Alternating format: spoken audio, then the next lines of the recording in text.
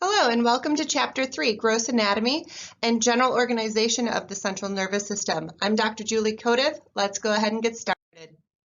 The long axis of the central nervous system bends at the cephalic flexure. Cephal means head. So remember last chapter we saw the word encephalopathy, encephal being brain because N is within, cephal is head, so that means the brain. So walking upright requires a bend of about 80 degrees, and I put a protractor there for you so you can see exactly what 80 degrees looks like. 80 degrees and going from the long axis of the spinal cord and brainstem to the long axis of the forebrain. This bend is a consequence of the cephalic flexure.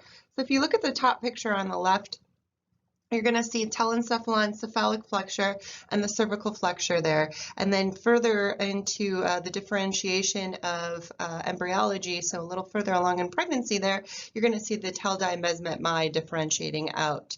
So we saw that in the last chapter, in chapter 2 as well.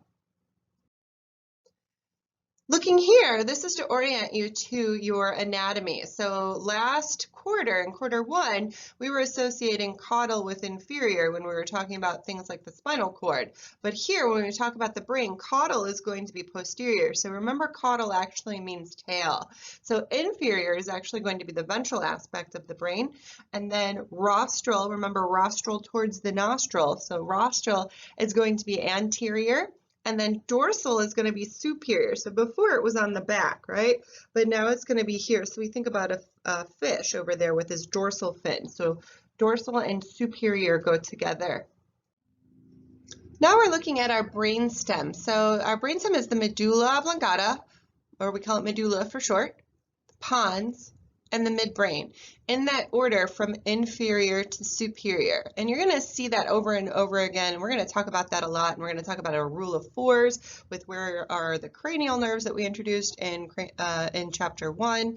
And so medulla, pons, midbrain, over and over again. Okay, so let's take a look at that picture on the right. So if you look to the bottom, you're going to see it in green. If you look over to the right a little bit on the bottom, that kind of yellowish gold, that's the cerebellum. So looking to the left in the green area, you're going to see medulla first, and then that circular shaped area is the pons, and then the midbrain area. And I'm going to grab my red marker here and mark it up on the picture to the left. So we could see this area here is the medulla area. This is going to be the spinal cord down through here. And then we see, well, I am not an artistic art major, right? So there's the pons, okay? And then here is the midbrain. So remember the cerebral aqueduct that we just saw in chapter 1, and that's linking this fourth ventricle here into the third ventricle, and then we're going to see the lateral ventricles up here. Right? So in this area right here is the corpus callosum that is linking the right side to the left side of the cerebrum. So that R stands for rostral. Remember, rostral towards the nostril. And then genu, the G there means knee or bend. And then we're going to see the body of the corpus callosum. And then we're going to see the splenium. Splenium just means tail here. This is a really neat picture of the corpus callosum. So what we just looked at there that had the rostral area, the genu or the bend, and then the body, and then the splenium. So you can see it linking that right side of the brain to the left side of the brain, that cerebral cortex, and then it's that red piece in the middle there. So I just thought this was a neat perspective to show you guys. So humans, relative to other animals, have large brains and many neurons. So we have about 400 grams is the weight at birth. So it's about 0.8 of a pound. An adult brain weighs about 3 pounds. So I put that 3-pound weight down there to kind of help with the memory there. So it triples during the first 3 years due to myelination. So remember that we are not fully myelinated yet. That's why we don't come out at birth walking, talking, and able to do complex tasks. So due to myelin and growth of neuronal processes rather than the addition of more neurons. So we're not actually getting more neurons, we're just getting more myelin around them and better processes. So at about age 11, approximate max brain weight is 1,400 grams, and that is the equivalent of about 3 pounds. The weight holds steady until about the age of 50, and then unfortunately it starts to decline. So we're looking here at the anatomy. So the names sulci and gyri, or sulcus and gyrus. Okay, so sulcuses and gyruses, we don't say that, we say sulci and gyri. So they cover the cerebral surface. So the gyri are the hills and the sulci are the valleys. So the way I remembered this when I was first learning it was if you're kind of down, you'd sulk into the room, right? So sulcus, down, that kind of valley there. And then the gyrus is going to be the hill. So if you look off to the right, your lab manual has this same picture here, and then the activity for the week is to take the picture on the right and be able to draw it out on the picture on the left. So those blank leader lines there are what I want you to practice this week, and it is in that lab manual that's also a resource on your Brightspace. I want you to note those red lines. So that red line separating the green and the yellow, so the green being the frontal lobe and the yellow being the parietal lobe, that red line in the middle there is the central sulcus. We saw that in chapter 1. So that is separating our precentral gyrus from our postcentral gyrus, and the frontal lobe from the parietal lobe. So the importance there, the salient feature being that the precentral gyrus is motor and the postcentral gyrus is going to be sensory. So remember, post has an S in it, and so that reminds us that it's sensory. If you look a little further down, that's the lateral fissure, right? Or you could call it the sulcus. A lot of times we see it called the fissure more often though. Fissure just denotes that it's kind of a deeper crack. Okay, so the lateral fissure there is separating frontal from temporal and parietal from temporal. And so that's that lateral fissure there. So make sure that you take a look at your lab exercise in going and learning the different gyri and the different sulcus here. So one of the things to note that I wanted to point out here is Broca's and Wernicke's area. So we saw this again in chapter 1, and repetition helps, right? So Broca's area is more anterior. You could see it in the purple aspect there. So Broca's is for speech, the production of speech, so the ability to be able to speak. And then the Wernicke's area there is in the back, and that is the understanding of speech. So when we see different deficits, mainly from stroke or multiple sclerosis issues here, what we're going to see is if it's in Broca's area, they can't speak appropriately. If it's in Wernicke's area, we call it word salad aphasia, or the inability to speak appropriately because they can't understand the speech appropriately. Okay, so Broca's versus Wernicke's, and this gives you a nice kind of color coordinated picture between the primary motor cortex of the precentral gyrus, and then the primary somatosensory cortex is going to be that postcentral gyrus, and then the line down the center again is going to be the central sulcus. This also points out on the back there that occipital lobe, the primary visual cortex, or what we're going to call Brodmann's area 17 eventually. What I'd like to point out on this side is the connection there between Broca's area in the front and Wernicke's in the back. So that arc there is called the arcuate fasciculus. So note the word arc in arcuate, and then fasciculus. We saw that term before when we were looking for synonyms of white matter. So fasciculus, funiculus, tracts, those are all names of denoting white matter. So what makes white matter white? Myelin, remember. So white matter connecting the Broca's area to Wernicke's area.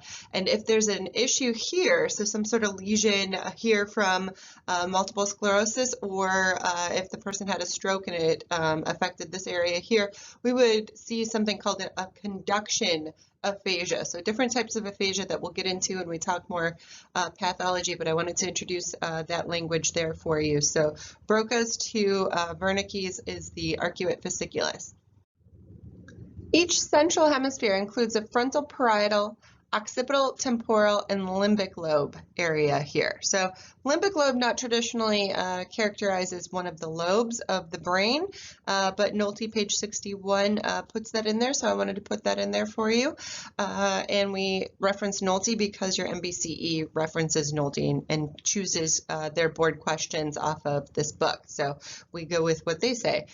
4 prominent sulci, so sulcus, remember sulc. So the central sulcus, we looked at that already in the center. And then the lateral sulcus, or fissure, you might see it called. The parietal occipital sulcus, I highlighted that in pink for you in the pictures over there, just between the parietal and the occipital lobe.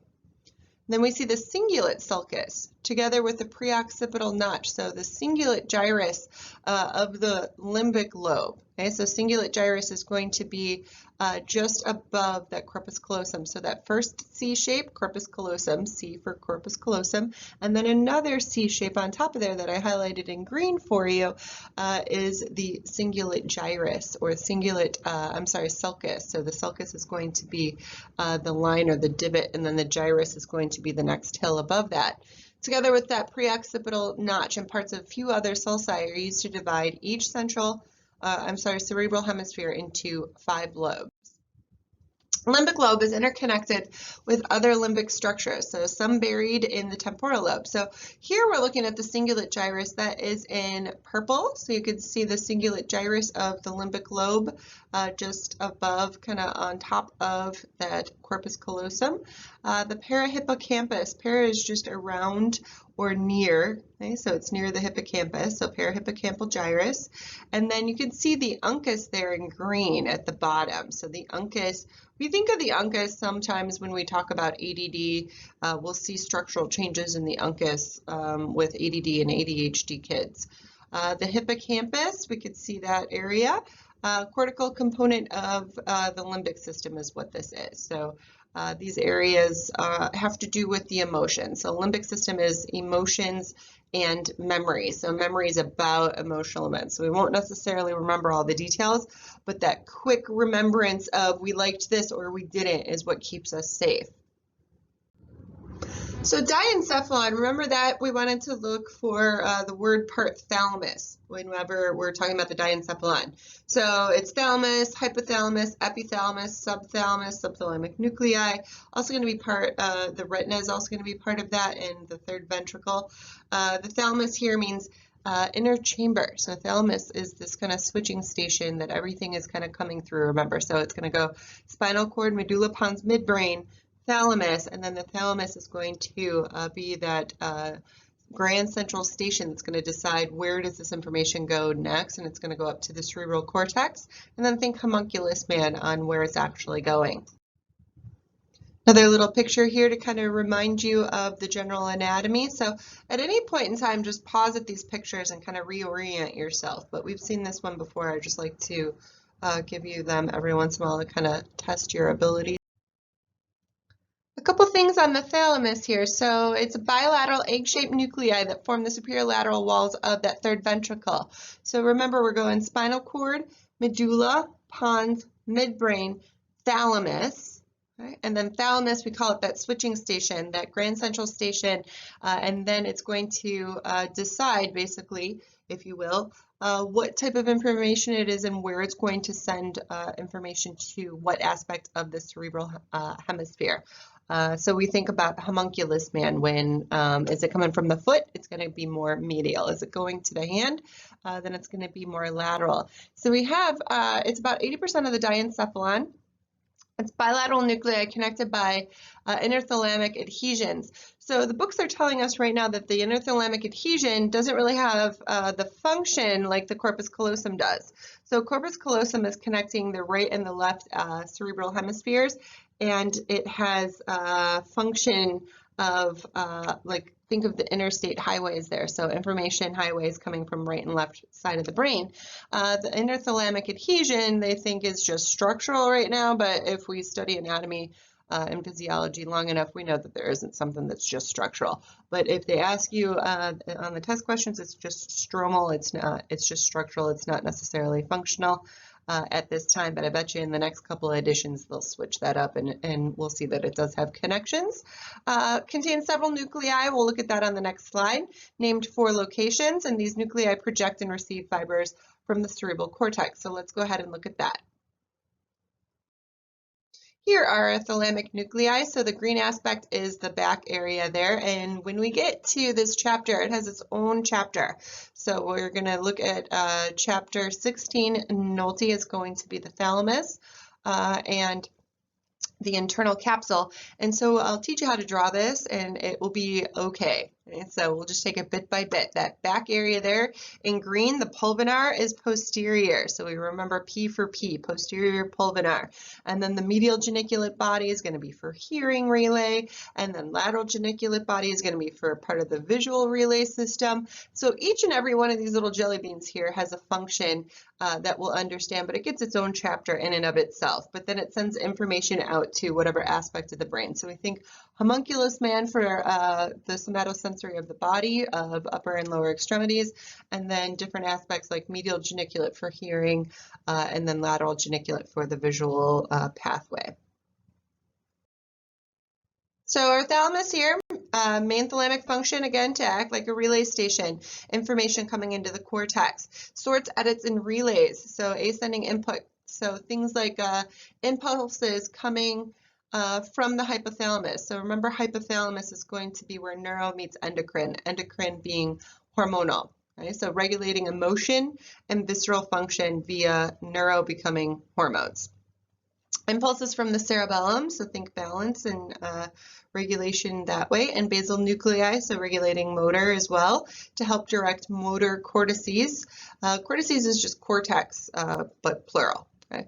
Impulses for memory or sensory integration, and then overall it acts to mediate sensation and motor activities, cortical arousal, so the awake state, learning and memory as well. Hypothalamus, this is where neuro becomes endocrine, or the nervous system becomes hormones. So as the name implies, it's below the thalamus, forms the cap over the brainstem, and forms the inferior lateral, so below and off to the side, walls of that third ventricle. And then contains many important nuclei, and we see a similar kind of jelly bean picture for the hypothalamus as well, and we'll get that in another chapter later down the road in quarter 3. But what we want to think about here are the mammillary bodies, paired anterior nuclei, that act as olfactory relay stations, so sense of smell. Right? So remember our cranial nerve 1 nose, 2 eyes, right? So one nose, olfactory, so the sense of smell coming in, and then the hypothalamus and the mammillary bodies here are going to get involved in the idea of remembering what that was, right? So that's moldy, I don't want to eat that, ew, right? Or, oh, that's smoke and there's probably a fire, and then my fight or flight is going to go off. Okay? So mammillary bodies, relay stations, and memory for smells specifically. Okay? So that's why things like aromatherapy work so well, because it goes right on into this very primal area of the brain. Infundibulum means stalk, so it's just connecting to the pituitary gland here. Nice picture here of the hypothalamus, the infundibulum, and then the pituitary. So the hypothalamus have different nuclei. Those are the little jelly bean looking pictures there. Again, you don't have to memorize this in in chapter 3. You'll have to memorize it in quarter 3, and it gets its own chapter. So we'll have time and you'll have a good foundation by then.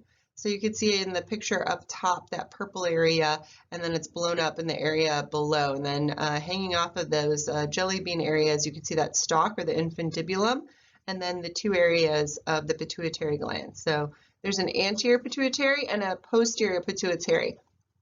Modern science now knows that there's a middle pituitary, and that's MSH, melanocyte stimulating hormone. But for right now, we just have an anterior and a posterior pituitary.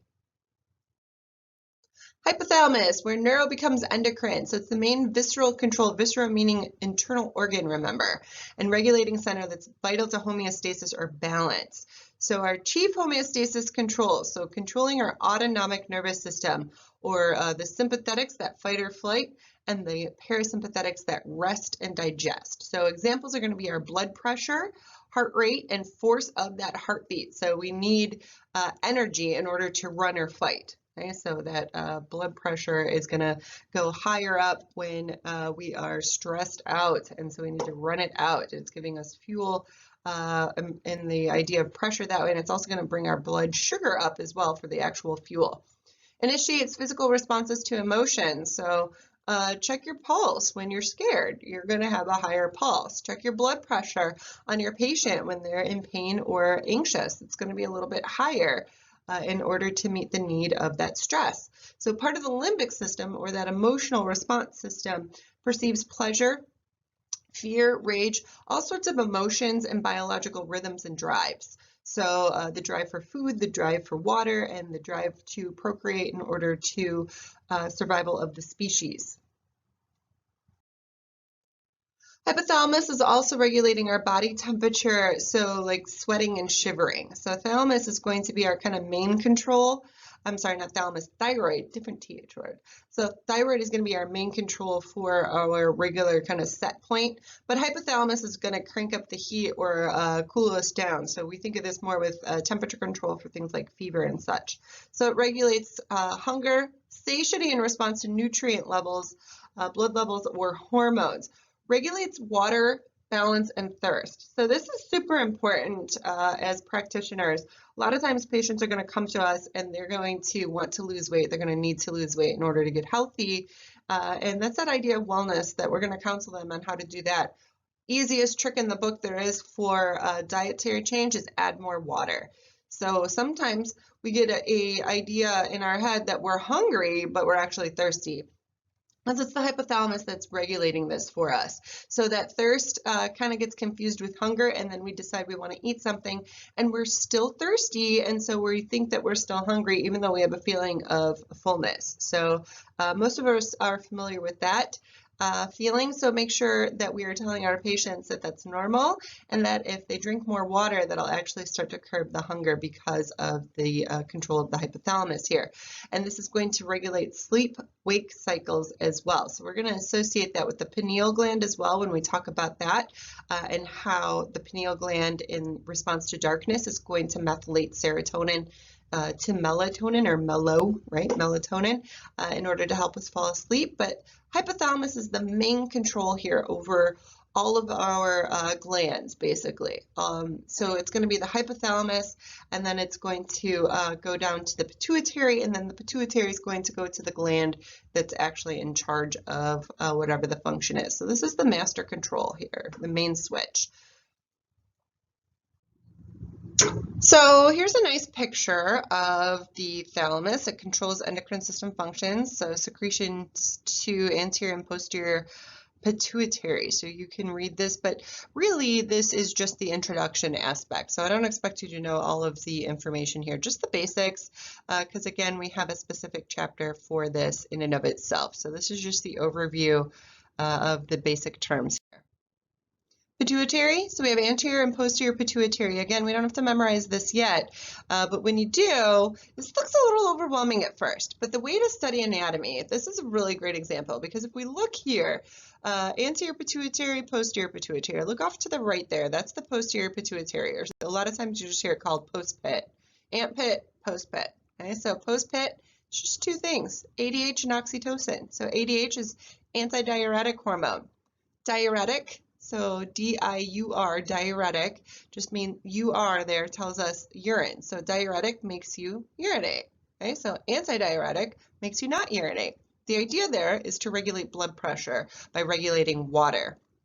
And so we've got two things there, antidiuretic hormone and oxytocin. Oxytocin is the love hormone that is released from childbirth and suckling of the breast for lactation, for feeding the baby, and then with hugging and kissing and other sexual activities as well, oxytocin is released there as well, and it helps promote kind of a loving feeling as well. So two things there, antidiuretic hormone and oxytocin. So that's how you start to memorize something that looks complex like this. You're like, all right, there's a lot of stuff going on here, but I can memorize two things. And then everything else there is anterior pituitary. So when we get into that chapter, it will make it easier to kind of piece by piece things like that. And then we look at ACTH, and that has to do with the adrenal cortex. And then GH being growth hormone, and that has to do with pretty much every aspect of the body, but here it's specifically talking about muscle and bone. And then MSH for melanocyte stimulating hormone, and that's for coloration of the skin. We also know that melanocyte stimulating hormone has to do with the substantia nigra that we saw in an earlier chapter, in chapter 1. And remember when we talked about that, and when that is pale, we think of Parkinson's, right? So that has to do with the production of dopamine. And if there is a middle pituitary delineation here in any of your test questions, MSH is middle. And that's really easy because it's an M. M for middle, M for MSH. And then TSH for thyroid stimulating hormone, and then gonadotropin, so FSH and LH for either testes or ovary, depending on the person. And then it's also going to give prolactin, which is for milk. So literally means for milk. So pituitary. So you don't have to memorize all of these, just knowing that this is the order of events. So it goes hypothalamus and then pituitary. And then it's end organ. So homeostatic balance here and imbalance. So I like the picture here of the two little babies kind of hugging each other here. Hypothalamic disturbances cause a number of disorders. So if the hypothalamus isn't working, if this is the master gland, this is a problem, right? So it's usually incompatible with life, but if it's just minor, we'll see things show up like severe body wasting, obesity, sleep disturbances, dehydration, emotional imbalances. It's implicated in what's called failure to thrive in babies. Occurs when the kid is deprived of a warm, nurturing relationship as well, which I thought was kind of an interesting aside there, and that is from that Pearson basic science book there. So not even a peer-reviewed journal, just a regular old textbook. So that Pearson Education Marie book is telling us that. Epithalamus is the most dorsal part of the diencephalon, so it forms the roof of the third ventricle. Most importantly here, we think about the pineal gland. So, well, not necessarily most importantly, but most famous, basically. We've all heard of the pineal gland, most likely. It extends from the posterior border, secretes melatonin that helps regulate sleep-wake cycle. So it takes serotonin, which is mainly made in the gut and the digestive tract, and different aspects of the brain are going to also make some serotonin as well. And then it's going to methylate it into melatonin in response to darkness to help us go to sleep. So one of the ways that we remember melatonin is for sleep, and serotonin is happy, awake, and alert, and also helps with pain suppression, right? So melatonin is its counterpart here, and that is, it kind of sounds like mellow, right? So melatonin. So it helps with the rhythms. So to reference our picture that we keep going back to, I'm going to take my little red marker here, and we were just talking about the pineal gland of the epithalamus. And where is that? I'm going to highlight it here in red. We are right here. Okay, so that red area here. So where's the hypothalamus? Look off to the left of that. I'm highlighting it in red here.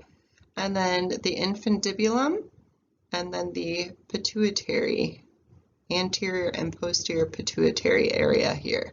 This area here is the optic chiasm, or that crossing over area from the optic nerve coming in that's been cut away, coming from the eyes.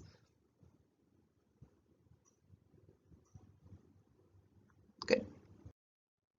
All right, so what does it look like in a more realistic picture here? Okay, so we could see, again, pineal gland of the epithalamus, and then follow this line all the way over. Not as clear cut, right? But it's right here. Here's the pineal gland. And then look to the left here for that hypothalamus area here. And then the mammillary body is this guy right here. Okay, great. Again, another picture here so you can kind of see where we are in the brain. So this one here pointing out pineal gland, I'll make it red here, so looking up here, okay, see that?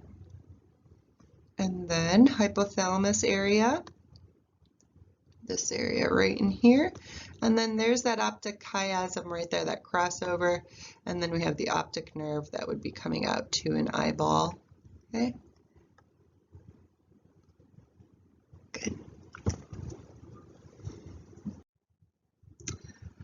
So most of our cranial nerves are going to be attached to the brainstem. So remember, 1 and 2 are not. So let's take a look here, and I'll point out 1 and 2. So here's 1. It even looks like a 1, right? So this guy right here, 1. Okay, so olfactory is right there, so sense of smell. Okay, and that's going to go down, remember, obviously into the nose area. And then right here is cut. Okay, so this would go to the eyes. Again, why I was a science major and not an art major, right? So this is that crossover here of the optic chiasm. Okay, mammillary bodies are here. I don't know if it's labeled or not, but they're these two guys right here. Oh yeah, he's labeled right here. And so vision comes in this way, right? And then some is going to stay on the same side, some of it is going to cross over, but we have a whole couple of chapters that devoted to that because that gets a little complex in there. Okay, and then cranial nerve 3, you can see this big guy right here. Okay, that's cranial nerve 3. He's been cut as well. And then I'm going to switch to green so you could see a little difference here. You can see one tiny little green guy here is the cranial nerve 4. So one tiny little spot right here. You can't even see him on this side here because he's been cut. He's very delicate and not often do we see it on the specimens. We don't see it in our lab at all. And even this one on the picture only has 1. Okay, so this big guy though, that's cranial nerve 5, trigeminal, 3 aspects to it. So it's pretty big. And then cranial nerve 6 is this guy here. Cranial nerve 7 is over here. 8, 9, and then 10 is in here. Okay, a couple fibers here. Remember 10 is vagus nerve. And then anterior to that, if you look off to the right, you could see 12 is here. Okay, they're bilateral, they're on both sides. I'm just trying to make it some sort of organization here for you. And then cranial nerve 11, remember he's coming out a bunch of little rootlets coming out all the way down from about C5 all the way up. And you can see an aspect of it coming up right here. Remember, it comes in through that foramen magnum and out through the jugular foramen. Okay, so we have a really interesting looking picture here at the end. Okay. This is color-coded. If you look up into the left, you can see that it's showing us the thalamus, hypothalamus, midbrain pons, medulla being color-coded, and that the thalamus, hypothalamus is our diencephalon, and then you can see the brainstem as well. So this is a nice picture to kind of look at, and obviously it's not color-coded in the brain itself, right? So this would be way easier if it was, but a nice little study slide here for you. And this is the lateral view of it. So feel free to pause at any time and just kind of look at these for a little bit. Okay, this is the back side here now, where we can see, so see how this trochlear nerve, I have my yellow pen here, it's a yellow nerve, looks kind of like a mustache to whatever this creature is, like a walrus Disney creature, right? So the trochlear nerve, remember, is the only one that's coming out from the posterior aspect, so that's a salient feature of trochlear nerve. And then we could see, I'm going to switch to red here, superior colliculus and inferior colliculus. Okay, and they're bilateral, so superior and inferior down here. So remember, superior is part of the visual reflex. So you see something out of the corner of your eye, you turn and you look, that's superior colliculus that commands that. If I hear something out of the ordinary and I turn and I look, that's inferior colliculus that's commanding that. They both end with turning and looking. That's an important aspect to remember. It's what's the stimulus that's different. S for sight, S for superior. It's a common test question that I see students miss because they both end with the turning and the looking, and so that kind of confuses them. Okay, but not you guys, right? And then you can see the pineal gland above that superior colliculus, or kind of in between here. And then you can see how the thalamus has these two aspects to it, these two hemispheres. And then you can see the cranial nerves a little bit lower down that we just went through. All right, moving on to the next slide. The rest of it we'll get on other slides. So those are the main things I wanted to point out and not overwhelm you. So we could see this aspect here. So I wanted to show you the superior and inferior colliculus now. So where we just saw that, superior colliculus, inferior colliculus, pineal gland. Okay. Tectum and tegmentum, so a little vocab here for you as well. So tectum has the superior and inferior colliculus, and tegmentum is in the front. So tectum in the back, tegmentum in the front. Tectum. So if that wasn't complex enough, superior and inferior colliculus together, so that's four things, right? So we've got the two and the two. So the four things there, corpora quadrigemina. So corp, think body, quad, think four. So all four of those together, we can call it the corpora quadrigemina. So it's quite a mouthful, just this slide in and of itself, right? So in the tectum area, we have the corpora quadrigemina. The corpora quadrigemina is the superior and inferior colliculus, which is the visual and the auditory reflexes. Now don't give up right now, okay? Don't just shut it off and give up right now. You'll get it. We'll just keep saying it over and over and over again. And then eventually you'll be saying these words too, wondering how that happened, okay? All right, so what does our slide tell us here? Posterior surface, so the tectum of the midbrain contains four rounded elevations. That's the corpora quadrigemina. Rostral, superior colliculus, caudal, and somewhat smaller is the inferior colliculus. But it has kind of this arm. So the inferior colliculus has this brachium that makes it appear a little bit bigger in some of the pictures. The inferior colliculi, after crossing over, are decussating in the anterior medullary velum. Okay, so inferior colliculi. So our midbrain nuclei, specifically scattered throughout the white matter, include the corpora quadrigemina. So that paired dorsal protrusions of the superior colliculus, which is the visual reflex, which is what that little girl is illustrating for us there. That dolphin kind of came out of nowhere. And the inferior colliculus, which is part of the auditory reflex. And then substantia nigra is here as well, and that's functionally linked to the basal nuclei. It used to be called the basal ganglia, but now we call it the basal nuclei because it's central nervous system. And again, remember that substantia nigra is going to be pale in Parkinson's disease. So it's going to be degenerated in that area in Parkinson's. And here is an image here of the medulla pons midbrain area. Remember that all but cranial nerve 1 and 2 attach to this brainstem area. Just a little visual break for you here. Brainstem, so medulla oblongata, pons, and midbrain, similar in structure to the spinal cord, but it's containing nuclei. Remember, nuclei are cell bodies, right, embedded in the white matter. White matter are the myelinated axons. So it controls automatic behaviors necessary for survival, contains fiber tracts connecting higher and lower connections. So it's a pathway from the spinal cord to the rest of the brain. And the nuclei are associated with 10 out of our 12 cranial nerves. Remember, 1 and 2 are not part of the brainstem. And we just divide them by 4, remember. So 4 in the medulla, 4 in the pons, and then 4 are midbrain and above. So 3 and 4 are midbrain, and 1 and 2 are above that.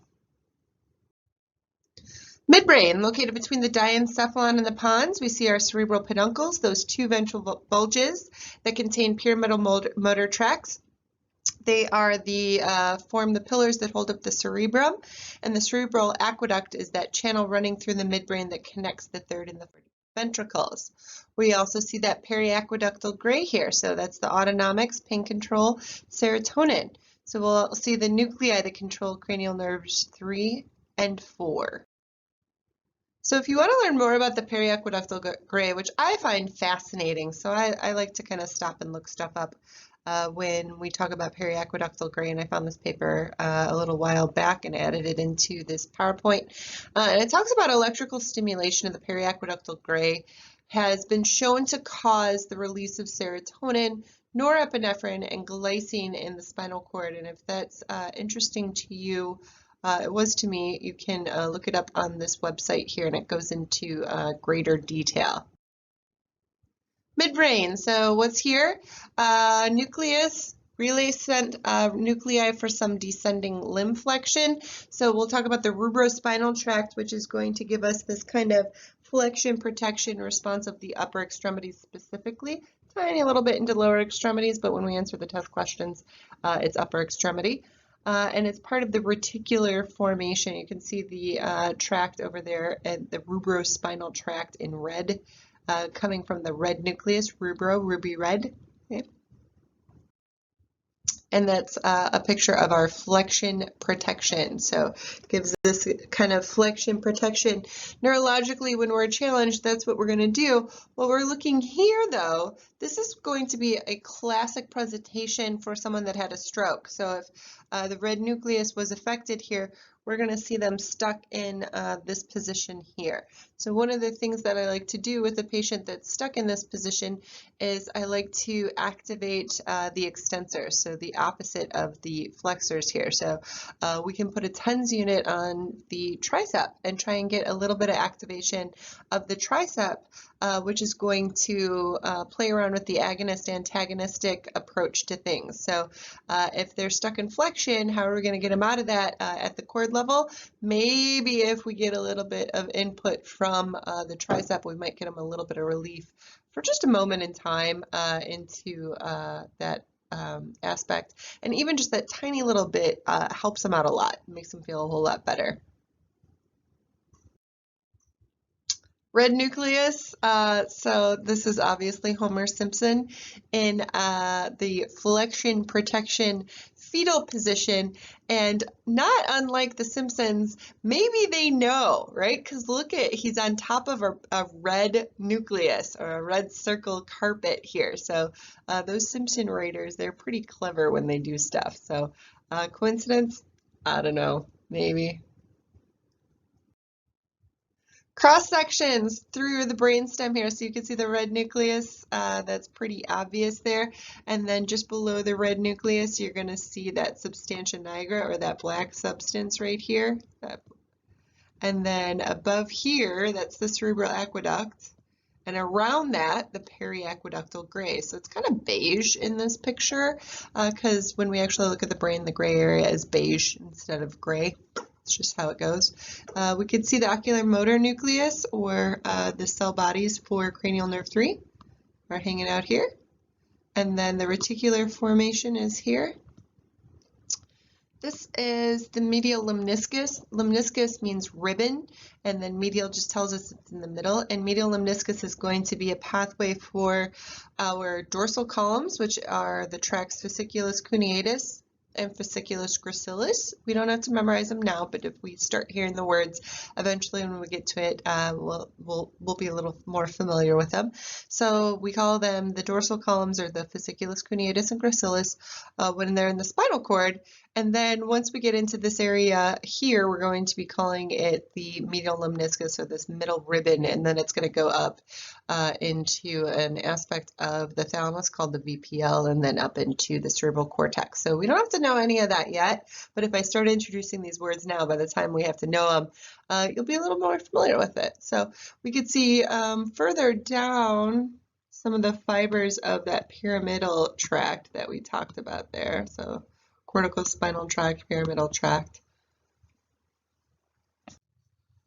So the pons, so medulla, pons, midbrain. So we could see the fourth ventricle separating the pons from the cerebellum. We have our origin of 5, 6, 7, 8. So remember your medulla, pons, midbrain rule of 4s. We see some nuclei playing a role in the reticular formation, and it helps maintain normal rhythm of breathing. So we have different tracts, conduction tracts coming through here. So these longitudinal or lengthwise fibers connecting higher brain center and the spinal cord. So the brainstem has just this kind of conduit pathway coming through, as well as transverse dorsal fibers relaying impulses between motor cortex and the cerebellum as well. Medulla, okay, so medulla oblongata, so medulla, pons, midbrain. So it blends into the spinal cord at the foramen magnum, or the big hole in the skull, and then we see the cord. Contains the fourth ventricle as well, so pons and medulla So we see those in the front area there, and then we see the cerebellum for the posterior aspect, posterior wall of that fourth ventricle.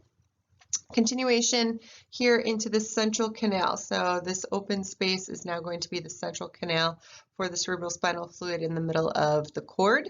The medulla and the pons are that ventral wall for that fourth ventricle is all that's saying. Also contains a choroid plexus, so it's that blood-brain barrier, that capillary-rich membrane that's making our cerebrospinal fluid for us. Another picture here for you of the medulla. So if you check out, I'll use a red pen here. So we've got this area to this area is the pons. Okay, so this area right here, this little divot, that's the basilar pons. So that's for the blood vessel, the basilar artery that we saw maybe in chapter 1. Okay, so this is the pyramids of the medulla. And then these little bump outs to the side here, this right here, right, is the olive. Okay, so we have the pyramids on the inside, and then these little bumpy guys out here of the olives, and then we can see all the cranial nerves kind of coming off of there as well. Okay, so that middle line is in the front, so we call it ventral.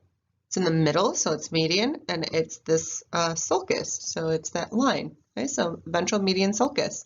And then below here, this is where things cross over.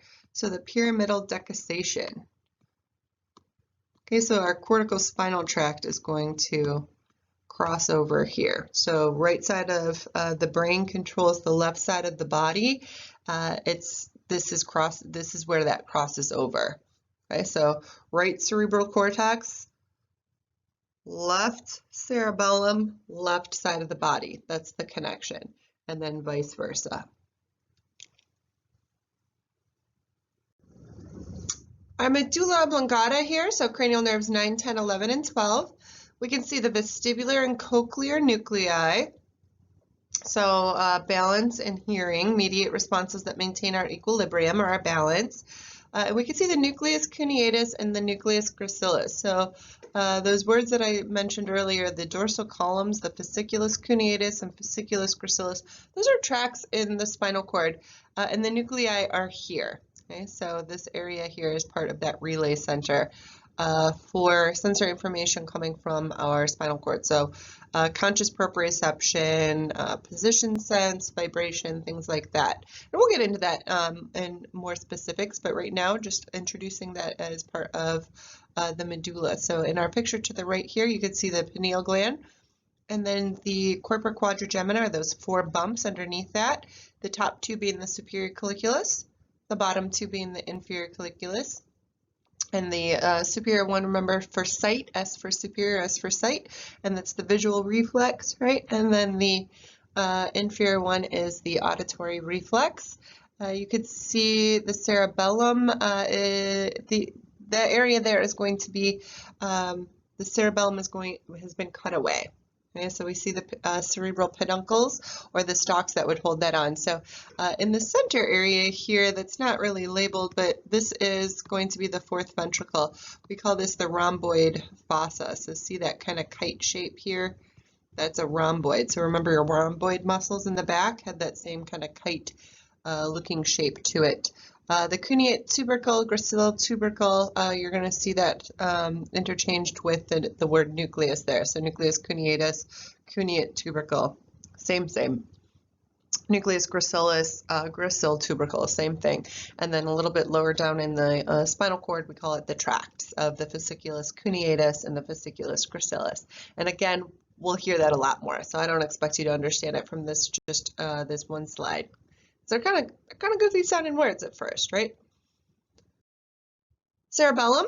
Okay, so associate this with balance. You could see that area in the right aspect of the picture. So this whole area here is the cerebellum. This is that 4th ventricle here, cerebral aqueduct here, superior colliculus, inferior colliculus, pineal gland. Kind of getting the hang of it now, right? Medulla and pons area here. Whoa, it's a little high. And midbrain is here. Okay. So let me erase that. There you go. Pons here. So you can see that it has an anterior lobe. Okay, so the front part here, we call this area here the arbor vitae, or the tree of life in Latin. It looks like a tree in there. It's kind of cool. And then sticking with that tree theme, this outer area here, just like foliage on a tree, the leaves of a tree, we call that the folia out there. So I think that's kind of pretty and poetic to call it the arbor vitae and the folia. And then where else are we? Yeah, we're pretty good with that. Cerebellar cortex, cerebral cortex, very similar in the same concept there. Okay, our cerebellum, vermis in two hemispheres. So we have a right and a left hemisphere, and then the vermis is that area right in the middle, as you can see. So we have an anterior lobe and a posterior lobe, and what's separating that is the primary fissure. So it's not as big as the horizontal fissure, so that trips people up. So with the red marker here, this is the horizontal fissure. That is the posterior lobe, so that's in the posterior lobe. The primary fissure here, okay, primary fissure, separates the anterior lobe from the posterior lobe. So that's not an uncommon test question because it kind of trips people up. So make sure that you know that. Primary fissure, anterior, posterior. Horizontal is in the posterior lobe. And then what we can see here is we have these three lobes, anterior, posterior, and flocculonodular. So let's go ahead and take a look for our flocculonodular. So you could see the yellow is the anterior, the green is posterior, and there is the blue flocculonodular lobe, just the tiny little guy there. So that was originally the only part of the cerebellum. And then we see the other parts evolve. So flocculo, I actually looked it up one time, it means fluffy. So this is the fluffy nodular lobe. Okay, so flocculonodular lobe. You can see the primary fissure up top there, separating anterior and posterior as well. So basal nuclei, major parts. So the caudate nucleus, putamen, and globus pallidus. When we get into this chapter, we're going to see a lot more detail and a couple more structures here, but just the basics here. So chapter 3 is just a gross anatomy overview. So we want to just remember caudate, putamen, globus pallidus is part of the basal nucleus, and what's going on with the basal nucleus is it's motor control. So a lot of aspect of motor control here. Amygdala. So when we talk about the amygdala, not amygdala, right? So amygdala, not amygdala. So I think I'm funny with that picture. So amygdala has to do with the limbic system.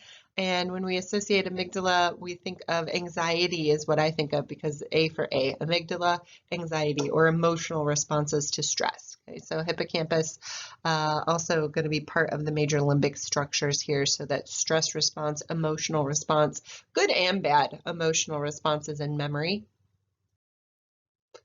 Another basic concept here, the nervous system. So parts of the nervous system are interconnected in systemic ways, so generalization. So we thinking here, it's functional subdivisions of central nervous system interact with one another. So it's basic stuff. Perception, how are we perceiving things? So we have the receptor level, and then what's our motivation? Are we hungry? Are we thirsty? Do we feel safe? Do we feel scared? And that's going to influence our behavior. And then the wiring principle, governing these interconnections. It's not an absolute rule, but we think of the nervous system as wires. So this is Nolte page 72. So just going along through the book here. Axons of primary afferent. So afferent, remember, is associated with sensory.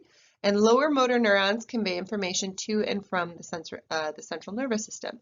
So peripheral nerves, including cranial nerves, are just these electrical cables. That's that wiring system through which the central nervous system controls and coordinates every single aspect of the body. Basics of our nervous system, basic fundamental tenet of chiropractic.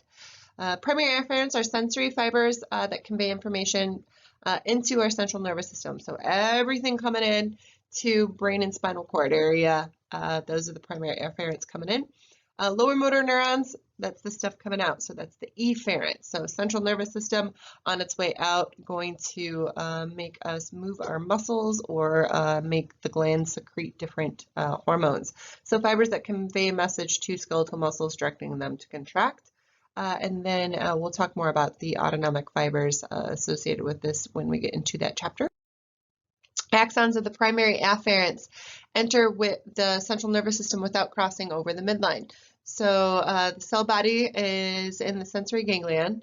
We see the peripherally directed process ending in the skin, muscle, or joint, and then the central process ends in the central nervous system. So the primary afferents terminate on the central nervous system, or in the central nervous system, what we call the second order neurons. We have first order, second order, third order neurons.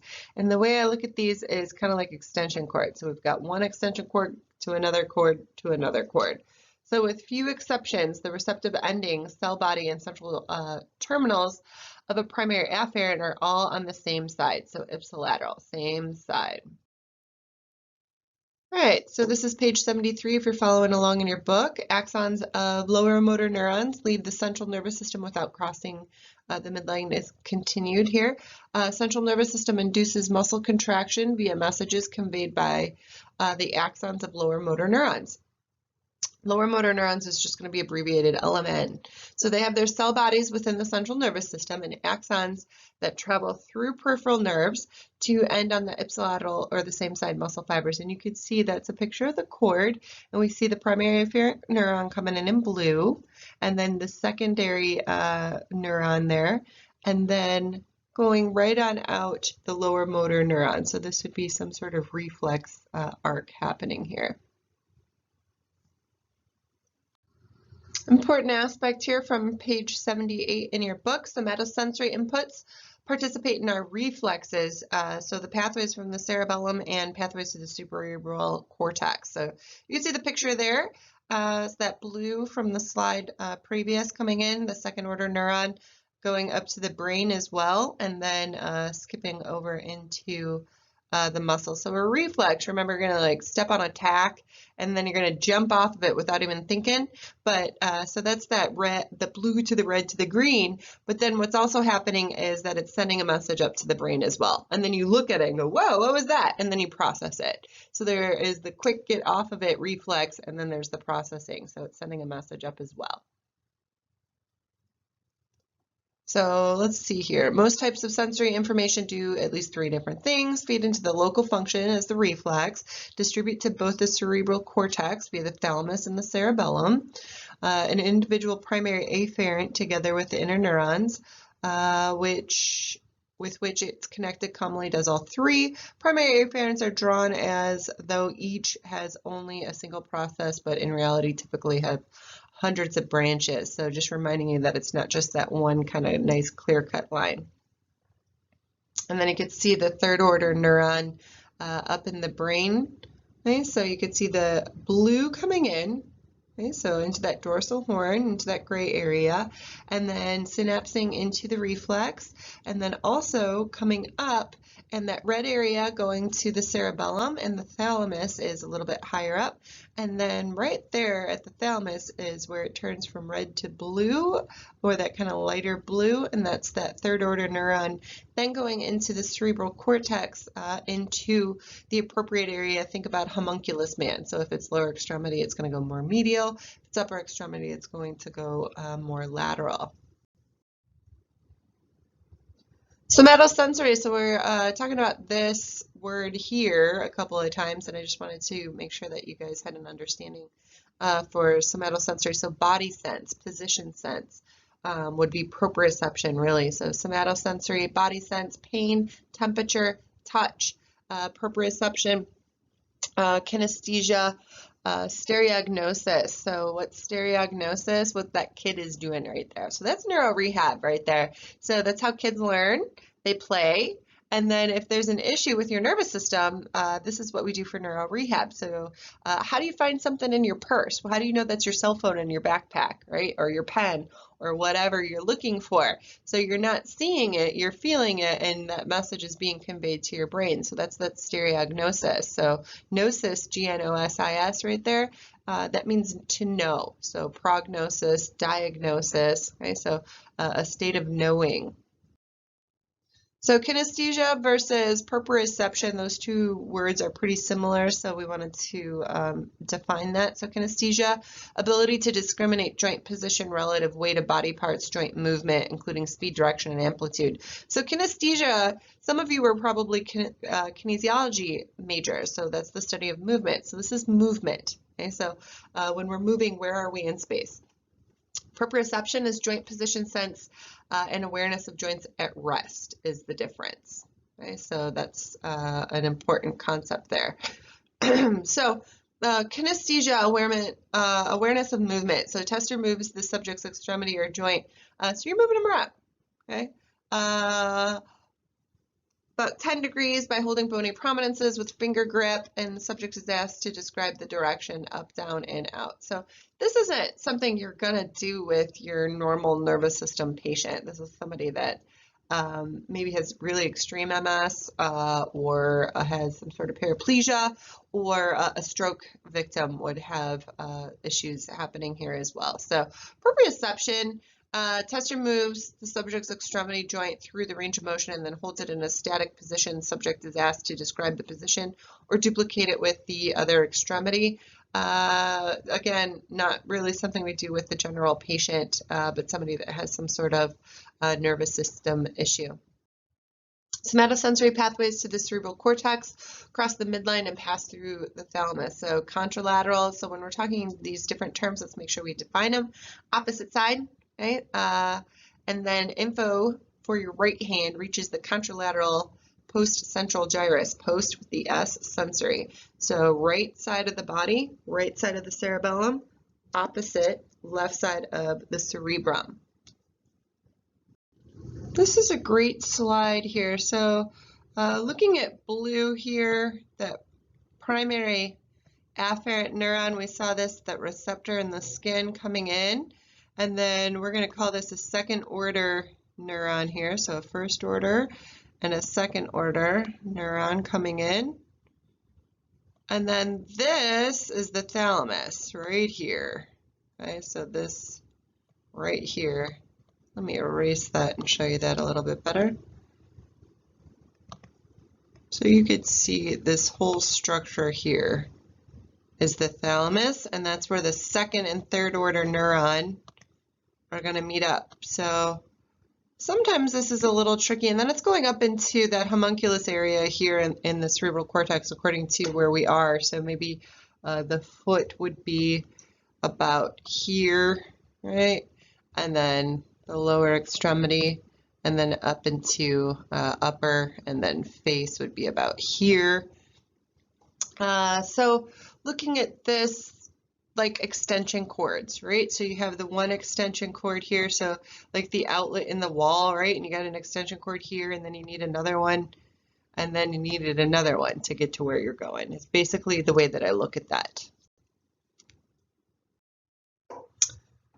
So because pain and temperature cross over at a different level than the main pathway for touch in our spinal cord, they talk about one-sided damage affecting these two pathways. This could diminish touch on the same side of the body, but pain and temperature on the contralateral or the opposite side of the body. And we call this Brown-Séquard syndrome.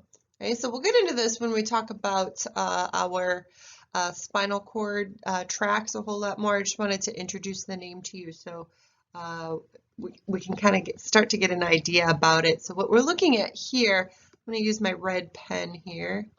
So this gets really complex, and again, we'll get into it more in chapter 10 when you kind of understand it a little bit more.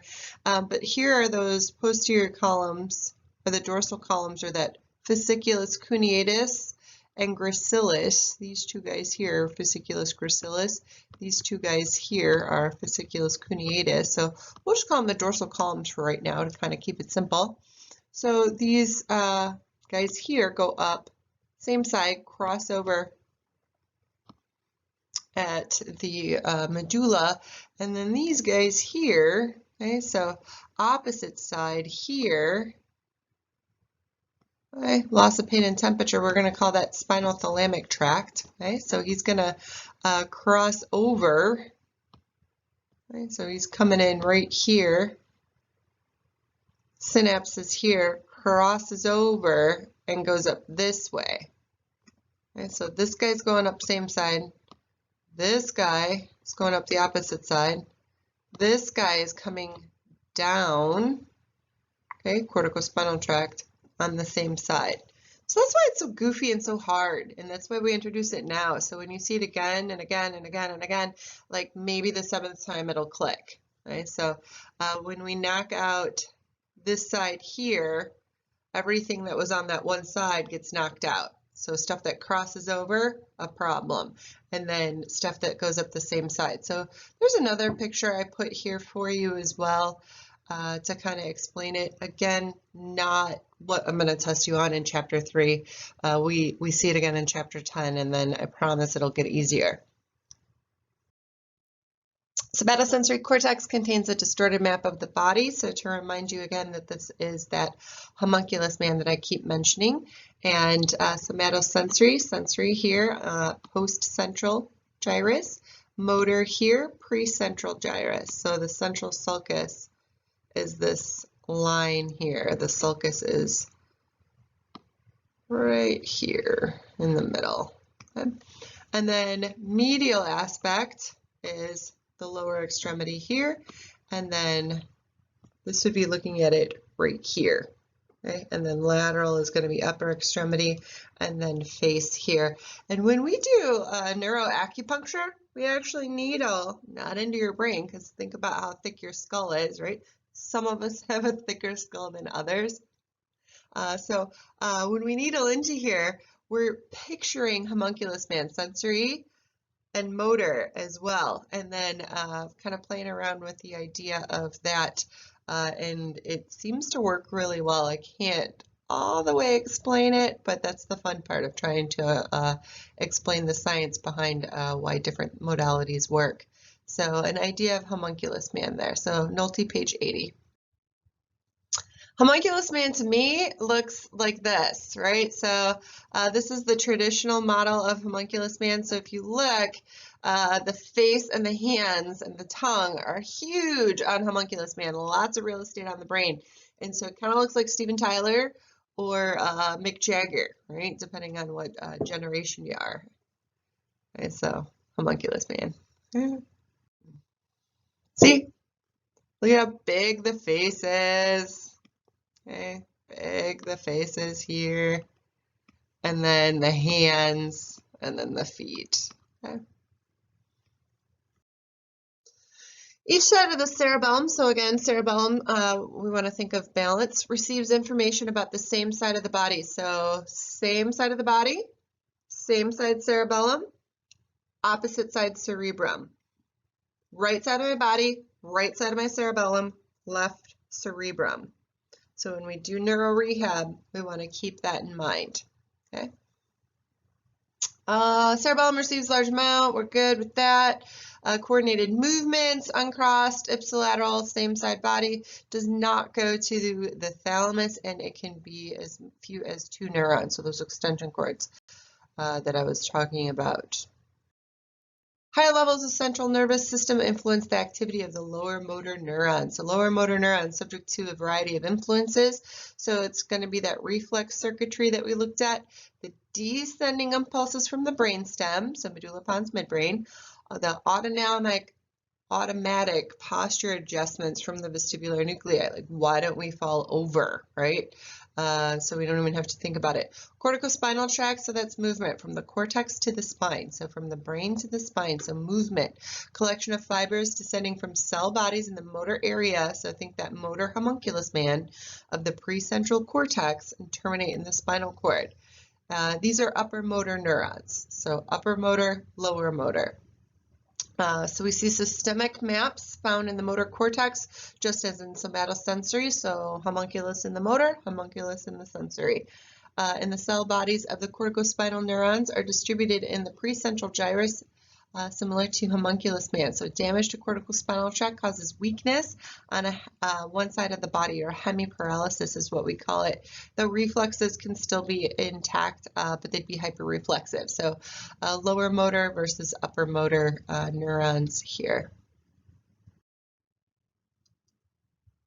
Cerebellum and basal nucleus influence movement. So cerebellum is go. Basal nucleus is basically fine-tunes and coordinates the movement.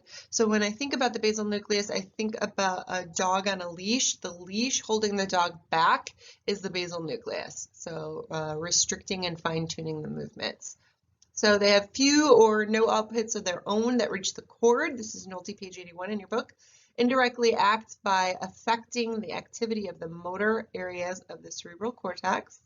Damage to the cerebellum or basal nucleus leaves motor cortex and our lower motor neurons intact, so movements are defective, slow, or uncoordinated, but weakness isn't necessarily prominent. Corticospinal axon, so coming from the cortex to the spine. So that's a nice picture there, real clear, coming from homunculus man, that upper motor neuron, and then we see it crossing over at the pyramidal decussation that we saw in this chapter early on, that crossover at the medulla, and then going into the cord and then innervating a muscle for movement.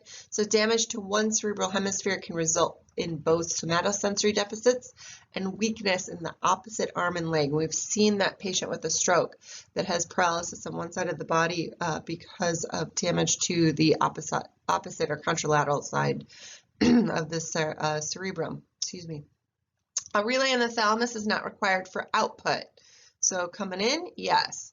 Coming out, you can see where it's kind of passing through this area here, but it doesn't actually have to have a relay. So like that extension cord, there's no extension cord there, it just goes straight through. So single neuron with very long axon project all the way from the motor cortex to the contralateral side of the spinal cord. So that picture, I think, does a pretty good job of explaining it. Nolte page 81, still each side of the cerebellum indirectly affects movement of the ipsilateral side of the body. Cerebellum, same side. So it's helping to plan movement. So planning details of it, intention and moment-to-moment position of the arm. So if something moves, you're going to kind of be able to move with it and go after it. And that's how we test it as well. So this kind of nose, finger to nose concept, and then I move my finger around, and can they get that? Right, so that's checking the cerebellum.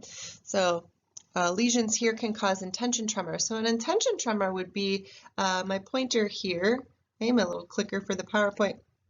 If I go to grab this with my hand here, right, if I go to grab it and I wiggle waggle and then get it and go, well, that was weird, right? That's an intention tremor. So that is a salient feature of multiple sclerosis, MS. Parkinson's has what's called a pill rolling tremor or a resting tremor. Okay, so they're just kind of resting and have this kind of tremor going on that looks like they're rolling a pill. I didn't make that up. That's just the feature there. As opposed to an essential tremor would be somebody that just kind of shakes a little bit. A lot of times that's normal, right? So not necessarily anything more going on than just that little bit of a tremor. And then we can have tremors if we're scared. We can have tremors if we've had too much coffee, things like that. So not every time that we get shaky does that mean that's a disease process.